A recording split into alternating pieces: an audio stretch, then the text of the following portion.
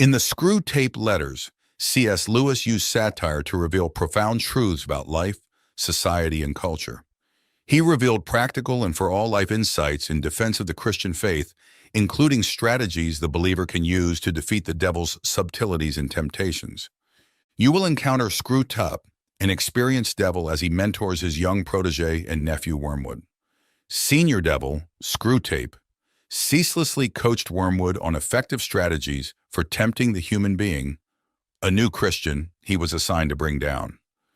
Their devilish ultimate goal is ensnaring the young Christian with beguiling and seemingly harmless temptations, thereby leading him on a gentle but steady pathway into damnation. As a satire, the author uses ironic reversals throughout the 31 letters of the book. Screwtape and his co-devils call God, our Father in heaven, the enemy, while he calls Satan, our Father below. He called humans vermins and two-legged animals. Heaven is light and perdition is nothing.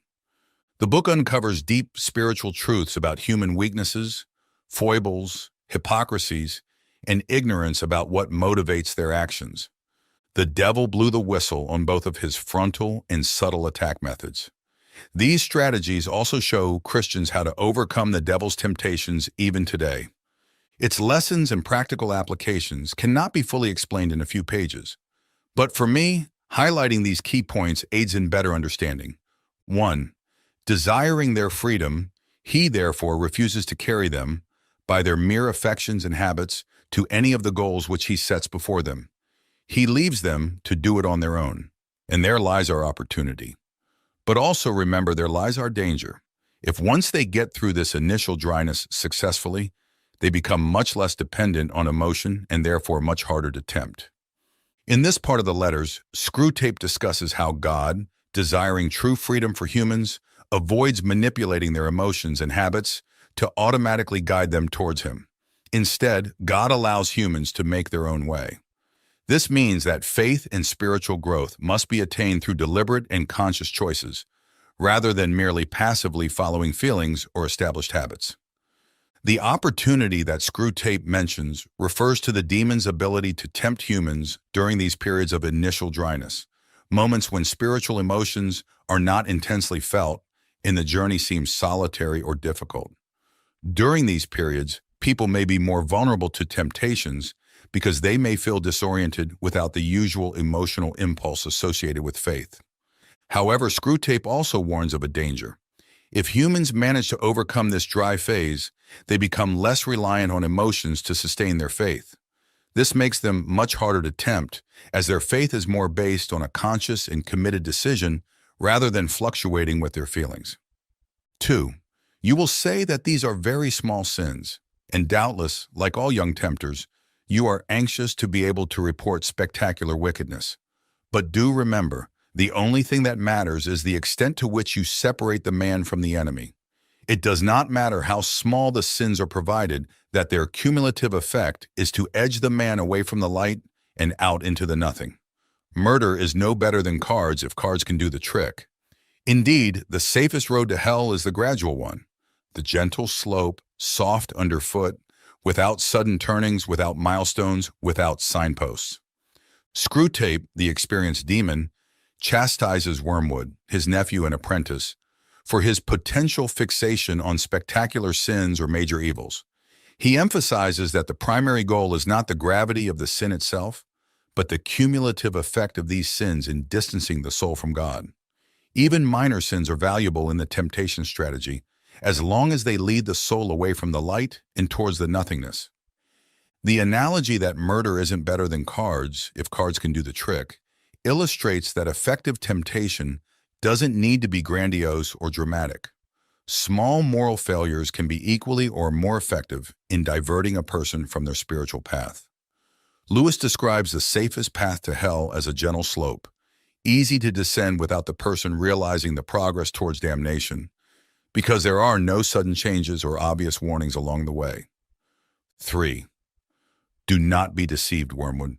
Our cause is never more in danger than when a human, no longer desiring, but still intending to do our enemy's will, looks around upon a universe from which every trace of him seems to have vanished, and asks why he has been forsaken and still obeys. Screwtape warns Wormwood that the demonic cause is in great danger when a human, despite no longer feeling the desire, continues to intend to do God's will. This moment occurs when the human looks upon a universe that seems entirely devoid of God's presence, questions why they feel abandoned, yet still chooses to obey. This is a test of truly pure faith, devoid of emotional or spiritual comfort. The choice to obey without the comfort of emotion or visible certainty is extremely powerful because it represents a faith based on will and commitment rather than on feelings or signs. It is an example of unwavering faith that does not depend on rewards or external evidence. 4. There is nothing like suspense and anxiety for barricading a human's mind against the enemy. He wants men to be concerned with what they do. Our business is to keep them thinking about what will happen to them. Screwtape highlights the effectiveness of using anxiety and anticipation to close a human's mind against God, the enemy in Screwtape's terminology. God desires humans to focus on their actions, on what they can do in the present to live according to Christian principles. In contrast, the demonic strategy is to distract humans by making them obsessively worried about what might happen in the future, fostering fears and uncertainties that may never materialize. This approach works because anxiety consumes mental and emotional energy, leaving fewer resources available for spiritual reflection, prayer, or actions that reflect Christian teachings. Worrying about the future can paralyze, preventing individuals from acting in the present or fully surrendering to God's will. 5. It is no doubt impossible to prevent his praying for his mother, but we have means of rendering the prayers innocuous. Make sure that they are always very spiritual, that he is always concerned with the state of her soul and never with her rheumatism. Screwtape proposes that Wormwood manipulate the way the human prays, ensuring that their prayers are always very spiritual. That is, he should focus solely on salvation and the spiritual condition of his mother, ignoring her earthly needs, such as relief from physical pains, exemplified here as rheumatism. This type of prayer may seem noble, but in reality, it can disconnect prayer from the practical and immediate needs of the person being prayed for. The idea is that by concentrating prayer solely on spiritual aspects, the practitioner may become alienated from earthly and everyday concerns that are also important to the Christian faith, which teaches compassion and comprehensive care for others. 6. Prosperity knits a man to the world. He feels that he is finding his place in it, while really it is finding its place in him. Screwtape describes how prosperity can make a man feel like he's finding his place in the world, when in reality, it's the world that's finding its place within him.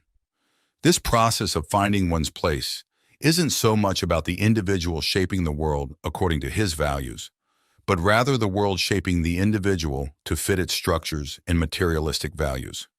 Prosperity can be seductive, causing a person to feel comfortable, secure, and satisfied within the world's systems, to the point where they begin to integrate these materialistic values into their own identity. 7.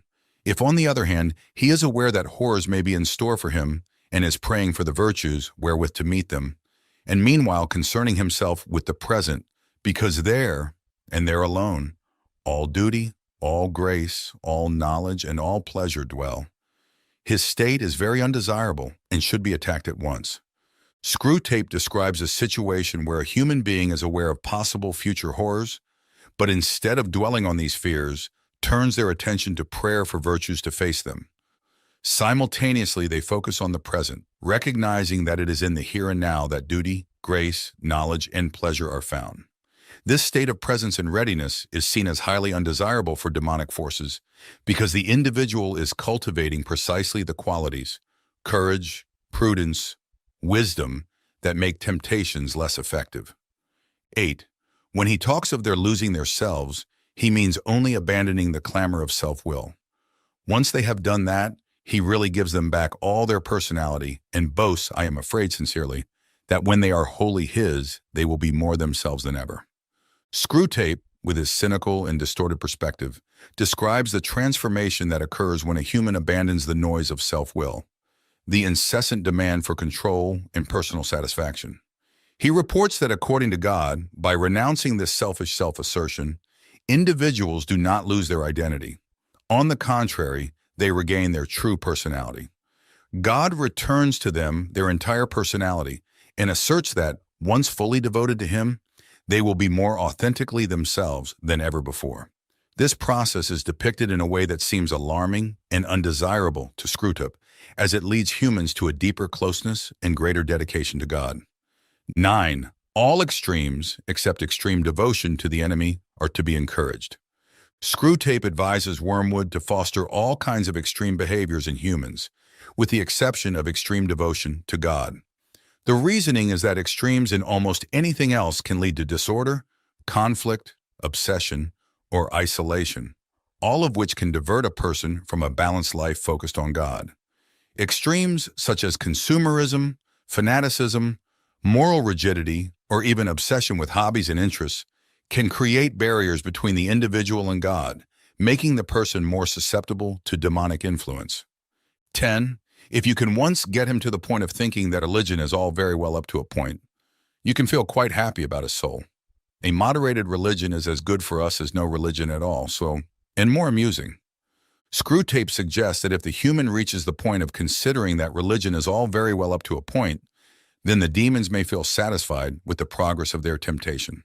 A moderate religion, treated as something useful only in certain situations or up to a certain limit, is, according to him, as beneficial to the demons as no religion at all, and is even more amusing because it keeps the person engaged in a form of religious practice that never reaches its full potential. This kind of superficial faith can be manipulated to never seriously challenge the individual's worldly desires, behaviors, or beliefs. 11. The enemy's human partisans have all been plainly told by him that suffering is an essential part of what he calls redemption, so that a faith which is destroyed by a war or a pestilence cannot really have been worth the trouble of destroying. Screwtape reflects on the notion that human followers of God, the enemy, have been clearly informed that suffering is a necessary part of the redemption process. In other words, suffering is not just a possibility in a Christian's life, but an expected and instructive aspect that contributes to spiritual salvation. Screwtape suggests that any faith that can be destroyed by disasters like wars or plagues was not strong or valuable enough. It is seen as fragile and easily disposable, and therefore not worth the trouble of destroying. This viewpoint is expressed in a cynical and manipulative manner, characteristic of the demonic rhetoric in the book. 12. Once you have made the world an end and faith a means, you have almost won your man, and it makes very little difference what kind of worldly end he is pursuing. Screwtape suggests that once faith is reduced to a tool for achieving worldly objectives, the process of corrupting a person's soul becomes much easier. The true essence of faith, which is the pursuit and worship of God as the supreme end, is subverted when turned into a means to attain success, comfort, or power in the material world. This inversion causes the person to lose sight of the true purpose of faith and prioritize their worldly goals over their spirituality. 13. He cannot tempt to virtue as we do to vice. He wants them to learn to walk and must therefore take away his hand. And if only the will to walk is really there, he is pleased even with their stumbles. Unlike God, Screwtape highlights that God cannot tempt people to virtue in the same way that demons tempt them to vice. God, desiring humans to learn to walk for themselves in spiritual terms, sometimes needs to withdraw his hand, allowing them to face challenges and make mistakes. This process is essential for genuine growth in faith and character. It's important to note here that if the will to walk, that is the intention to live virtuously, is present, God rejoices even in human stumbles and mistakes because they are signs of effort and part of the learning process. 14. Hence, we always try to work away from the natural condition of any pleasure to that in which it is least natural, least redolent of its maker, and least pleasurable. An ever-increasing craving for an ever-diminishing pleasure is the formula. Screwtape reveals that the goal is to take the pleasures of the natural state, where they are most authentic and reflect God's goodness, to a state where they are less natural, less evocative of God, and ultimately less pleasurable. The idea is that by doing this, humans experience a constant increase of desire for an ever-diminishing pleasure. This is the formula for creating insidious dependency, where the individual is driven not by satisfaction, but by the need to alleviate the ever-growing desire that is never truly satisfied. 15.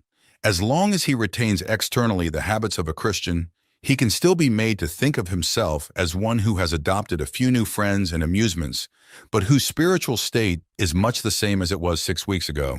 Screwtape suggests that while a human maintains outwardly the habits of a Christian, such as going to church, reading the Bible, and praying, they may be led to believe that their spiritual state remains unchanged, even if they have adopted new friends and entertainments that are not aligned with Christian values.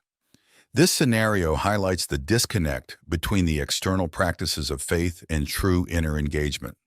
The danger lies in believing that the maintenance of external routines is sufficient, while the heart and mind gradually stray from Christian principles. 16.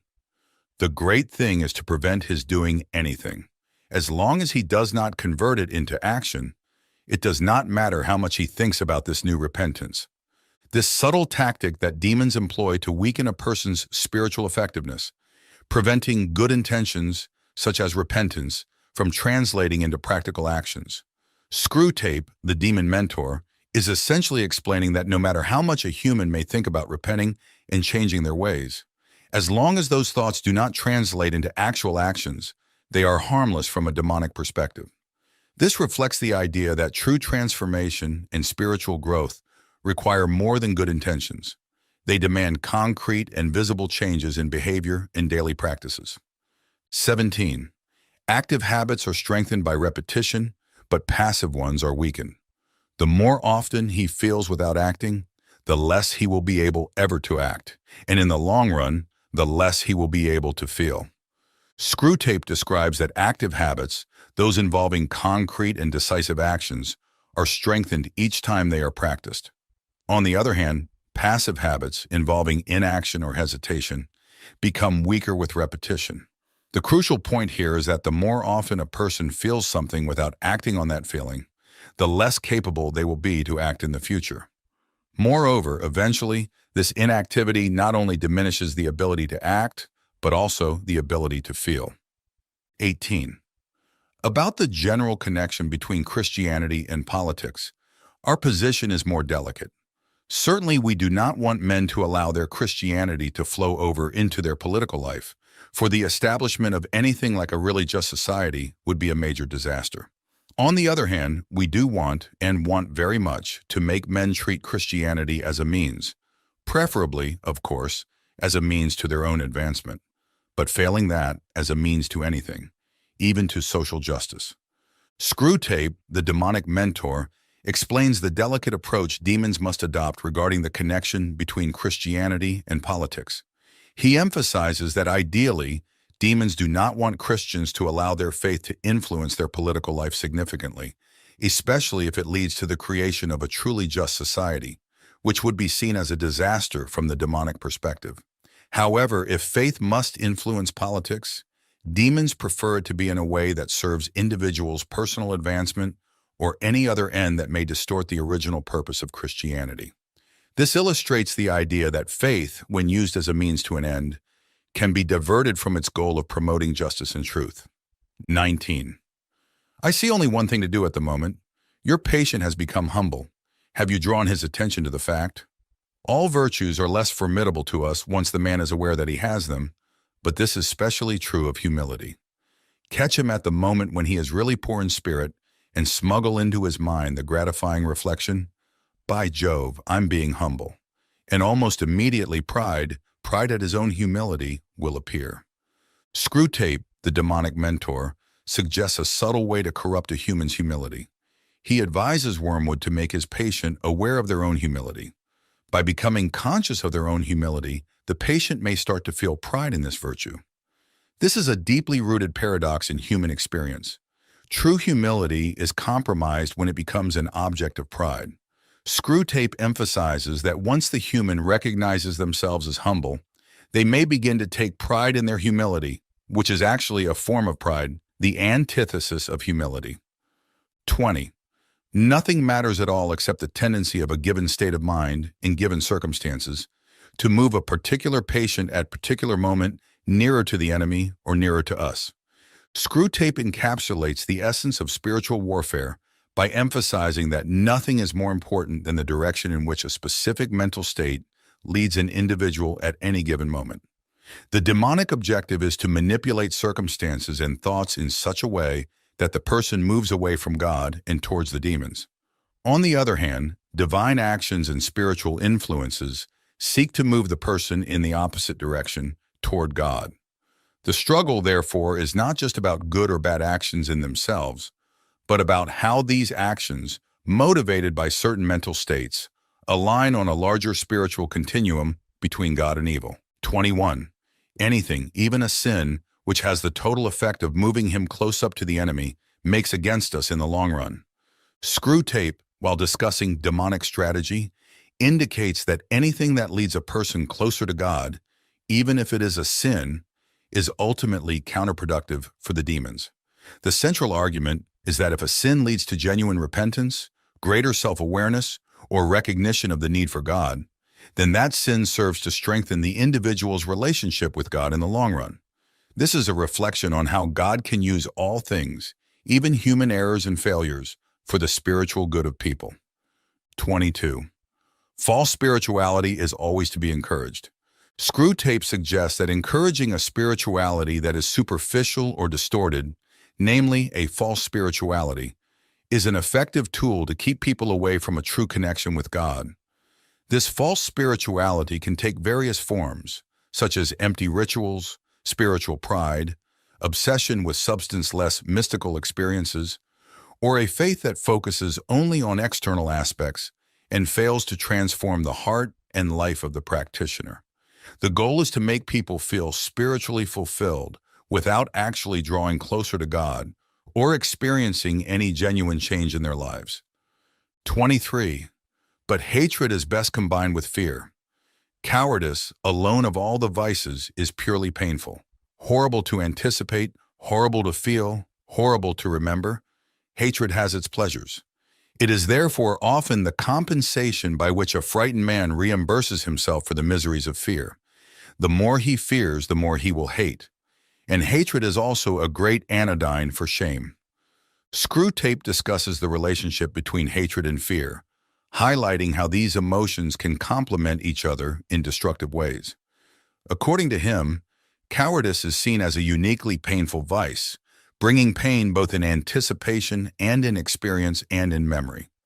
Hatred, on the other hand, offers certain perverse pleasures and serves as a form of compensation for the horrors of fear. A person feeling fear may resort to hatred as a means of rewarding themselves for the discomfort they feel, so that the greater the fear, the greater the potential for hatred. Additionally, Screwtape points out that hatred can serve as an anesthetic for shame, suggesting that this feeling can help cover up the pain of humiliation or guilt. 24. This indeed is probably one of the enemy's motives for creating a dangerous world, a world in which moral issues really come to the point. He sees as well as you do that courage is not simply one of the virtues, but the form of every virtue at the testing point, which means at the point of highest reality. Screwtape suggests that one of God's motivations in creating a world full of dangers is that such conditions bring moral issues to the point or to a critical juncture where true virtues can be revealed and tested. In this context, courage is not just one virtue among many, but the essential form of all virtues at the moment of their most rigorous test. Thus, courage is seen as the manifestation of any virtue at the point of its highest reality and under maximum pressure. In conclusion, I hope you enjoyed this video and found value in it. If you appreciated the content and wish to see more videos like this, please leave a like, subscribe to the channel, and activate notifications so you don't miss future videos. Additionally, don't forget to check out other videos suggested on the screen. Thank you for your support, and see you in the next video. In the next video. In the next video. In the next